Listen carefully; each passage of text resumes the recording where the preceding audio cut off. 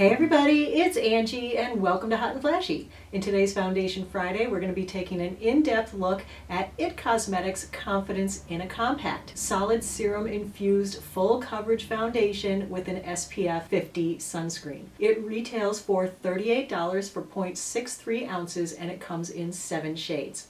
This foundation is housed in a plastic compact. It kind of looks like a cushion compact in that it contains the puff and then you open up this little lid and inside, instead of there being a cushion, is a solid cream foundation. I received the product a couple months ago from IT Cosmetics in the shade medium, and I also got with it the Heavenly Skin Smoothing Complexion Brush number 704. It has a ton of stuff packed in there. It's basically a silicone, water, snail secretion filtrate, and wax mix.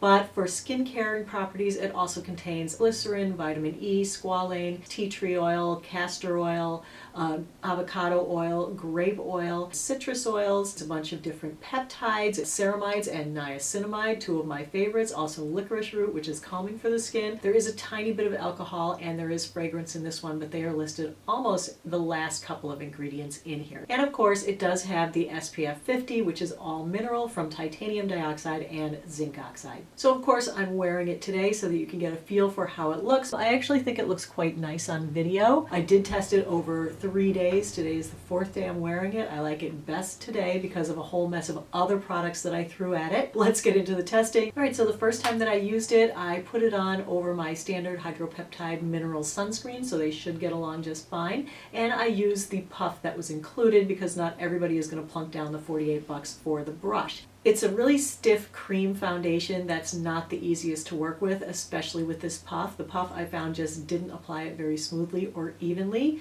It doesn't glide over the skin and it really doesn't blend well. It was pretty streaky and uneven. It didn't really offer full coverage either, which it says it does. For me, it was more of a sheer to medium uneven coverage. There were places that I couldn't really get it to adhere to my skin, like right between my eyebrows and on my nose. So I did go ahead and add more with the brush at that point to build up the coverage so that it would be less streaky. It still took a lot of work to build the coverage and get it to blend evenly. It has a shiny, waxy finish that on me accentuates my enlarged pores and the texture of my skin. It didn't settle into my wrinkles or my pores, which is always good, but I did find that because of the wax and all the oils that it was a little heavier feeling and a little heavier looking than I generally like in a foundation. So at the 5-hour check-in, it was very shiny. Oh my gosh, I couldn't believe how shiny. And it was starting to slide around a little bit on my forehead and the sides of my nose. The coverage was still overall pretty good, with just a little thinning on the cheeks and the chin. It did feel moisturizing to wear. There was no settling. I did blot at the 5-hour mark to reduce the shine a bit. And at the 10-hour check-in, oh my gosh, it was so shiny again. Even after I had blotted it, it was worn off on my nose and my chin, and it was looking so textury and so not pretty. I was so disappointed. I had a big frowny face on. All right, so moving on to day 2, I try to correct the things that went wrong on day 1, throw some other products at it to make it work better, switch up the sunscreen. I used a chemical sunscreen. I used my Laura Mercier foundation primer, and I used the IT Cosmetics brush. It definitely goes on better with the brush. There were no streaks. It goes on smoother, but it's still a lot of work to get it on there. It was still hard to get coverage in some areas. You still had to build it up. I did go ahead and powder it with the IT Cosmetics Bye Bye Pores powder. I just did a light dusting in my T-zone to take down the shine a little bit. It did look much better, but it did look a little bit cakey. But again, it didn't settle into pores and wrinkles. At the 5-hour check-in, it was again wearing off on my nose. It looked very textury because of the shine. At the 10-hour check-in, I had developed some dry flakes on the bridge of my nose, and it looked worn off and patchy kind of all over my face. My face looked blotchy and dry. So on day 2, I really wasn't digging it again. On day 3, I decided to just throw all the IT Cosmetics products at it. I used the IT Anti-Aging Armor Sunscreen. I used the IT Primer. I used the IT Brush, and of course this foundation to apply. And can I just tell you how disappointed I was? This was the worst application of the 3 days. It went on smeary and streaky, even with the brush. It was sheer on my chin and cheeks, and it was settling into pores and wrinkles. It looked waxy and stiff and thick, and I just felt like, yuck, do I actually have to wear this all day again? So super disappointed in the sunscreen and the primer. So once again, I called in the It Cosmetics Bye Bye Pores powder, and I decided to bake it. And it was much better, and I could wear it throughout the day.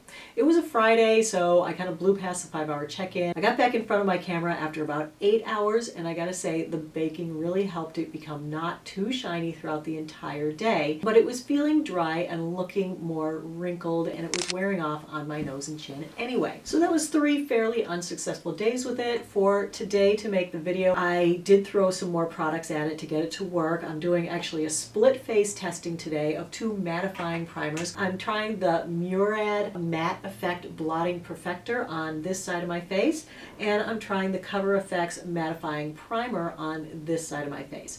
And I think that they're both helping to keep the shine down. This one was definitely much more smoothing, so I'm actually enjoying this side of my face today with this as the primer. I will be coming back later on in the day to check in, and we'll see how it goes. And of course, we also have to do the phone test. Nice clean phone glass, and let's see. I mean, it's definitely like a little bit of smudgy all over my phone screen, but it's not the worst I've ever seen. So moving on to the flash photography test. It looks great in flash photography, no flashback. All right, you guys, it's time for the outdoor check-in. So let's go take a look. Oh, isn't it really nice and bright out here, isn't it? And windy. So I've had the makeup on for about 5 hours, and I gotta say today I'm liking it way better than any of the other 3 days that I tried it. And of course, you know, it's because of the things that I put with it.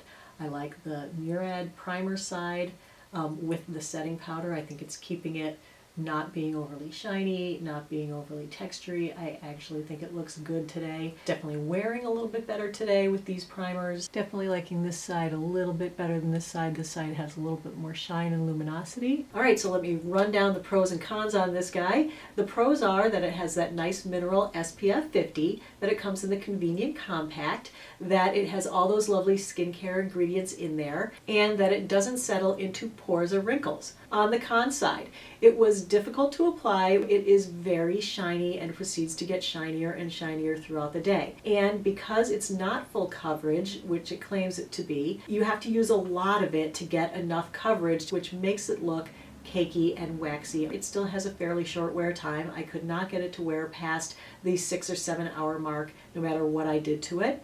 And I did find it drying on a few days. So I gotta say, on its own, the It Confidence in a Compact did not give me any confidence. It actually made me want to like hide, crawl into a closet, and stay there all day where no one could see my crater face that this gave me. So if you have smoother skin than me, you may like it, but I don't really know. I'm having a hard time recommending it. I just plain old don't like it unless you throw a ton of other products at it, but then it's going to cost you a lot more. If you want to use it as something that has sunscreen that you can touch up later, as long as you don't mind the shine, then it's great for that. That's it for today's video, everybody. I sure hope you found it helpful and informative. So thanks always for watching. I really appreciate your time, and I will see you in the next video. So take care, everybody. Bye-bye.